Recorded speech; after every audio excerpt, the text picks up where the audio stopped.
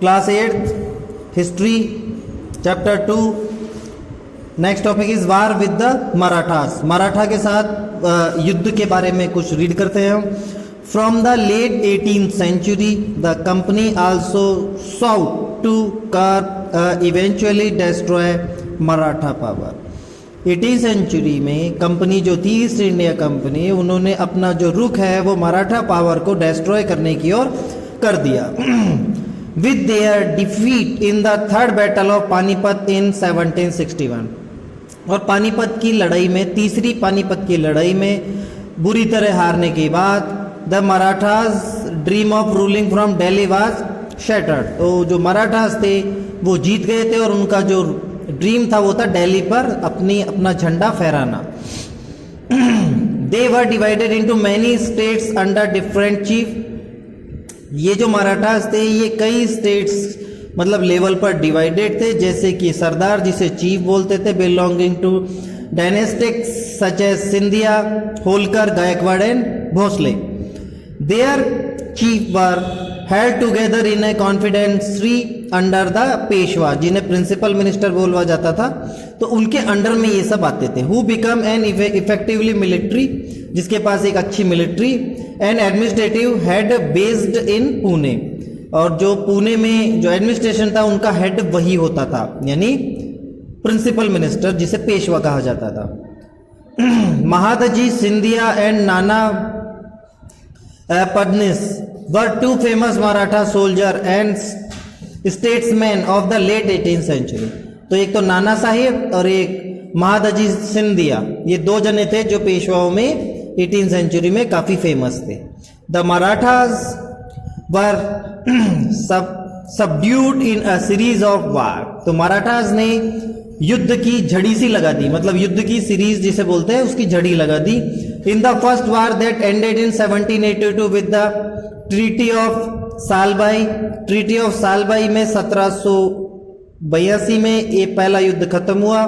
There was no clear victor, वहां पे कोई ऐसा विजेता नहीं था। The second Anglo Maratha war जो कि 1803 से और 1805 तक हुआ, was fought on different fronts resulting in the British gaining Odisha and the territory north of the Yamuna river including Agra and Delhi.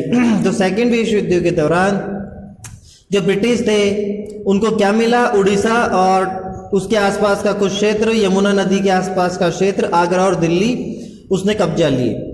Finally the third Anglo Maratha war of 1817-19 crush Maratha power.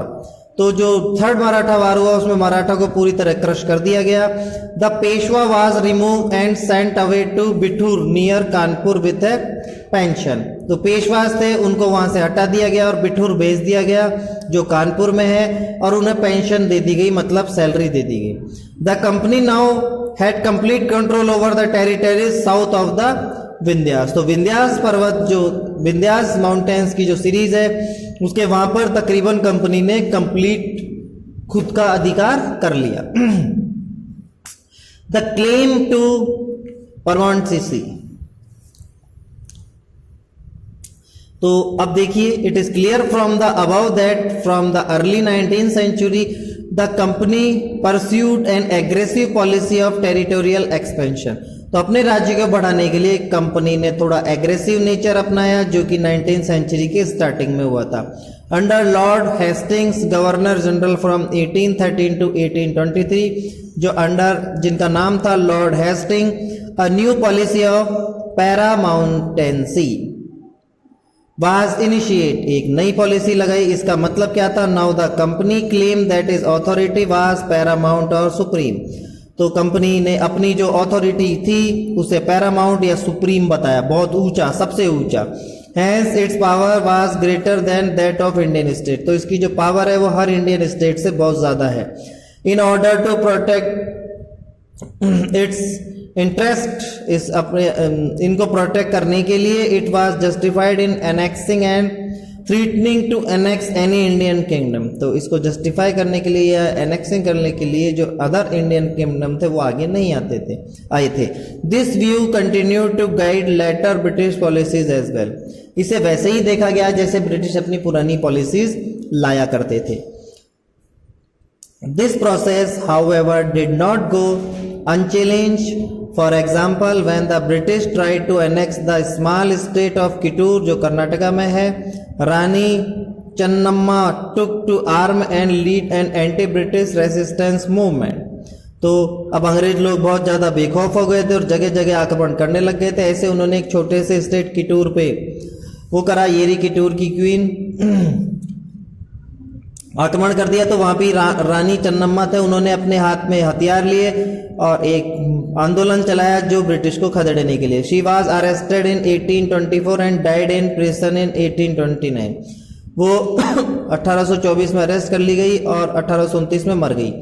But Rayanna, a poor chowkidar of Sangolli Kittur, carried on the resistance, उसने अपना ये आंदोलन जारी रखा with popular support, अपने अच्छे support के कारण। He destroy many British camp and record, उसने कई सारे ब्रिटिश कैंप्स और रिकॉर्ड को डिस्ट्रॉय किया।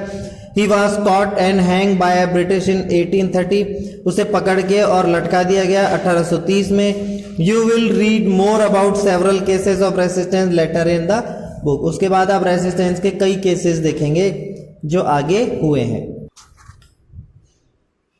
In the late 1830s, the East India Company became worried about Russia. अब अप्रोक्स 1830 के आसपास रशिया से कंपनी जो है काफी चिंतित हो चुकी थी। It imagine that Russia might expand across Asia and enter India from the north waste. उसे ऐसा लगा कि जो रशिया है वो अपने को अपना जो दायरा है उसको बढ़ाएगा एशिया में और इंडिया की तरफ नॉर्थ वेस्ट से आएगा। ड्रिवन बाय दिस फियर, इस डर के साथ the British now wanted to secure their control over the north west. तो ये जो ब्रिटिश थे ये चाहते थे कि इनका जो कंट्रोल है वो नॉर्थ वेस्ट पे बना रहे। दे फाउट है prolong war with Afghanistan between 1838 and 1842। तो उन्होंने अफगानिस्तान के खिलाफ 1838 से 1842 तक एक लड़ाई छेड़ दिया। And establish indirect company rule there, और वहां पे इनडायरेक्ट कंपनी रूल स्थापित कर दिया। Sindh was taken over in 1843, Sindh को 1843 में टेक ओवर किया गया। Next in line was Punjab, Punjab की अगली लाइन पंजाब की थी। But the presence of Maharaja Ranjit Singh held back the company. तो महाराजा जो रंजीत सिंह थे उनके कारण कंपनी को भागना पड़ा। आफ्टर हिज डेथ इन 1839, जब उनकी डेथ हो गई, two prolong war were fought with the Sikh kingdom. तो दो लड़ाइयां सिख के साथ लड़ी गई। Ultimately in 1849 Punjab was annexed, और तकरीबन पंजाब को भी 1849 में पंजाब को भी अपने कब्जे में ले लिया गया। The doctrine of lapse, the final wave of annexations occurred under Lord Dalhousie, who was the Governor General from 1848 to 1856। ये जो लास्ट तरंग है ये लॉर्ड डलहौजी के अंडर में 1848 से 1506 तक लगाई गई। He devised a policy that come to be known as the doctrine of lapse. उसने एक नई पॉलिसी बनाई जिसे डॉक्ट्राइन ऑफ लैब से बोला जाता था। The doctrine declared that if an Indian ruler died without a male, heir his kingdom would lapse. उन्होंने एक नया रूल निकाला कि कोई भी इंडियन रूलर अगर अपने लड़के बिना लड़के संतान के अगर मर जाता है तो उसका जो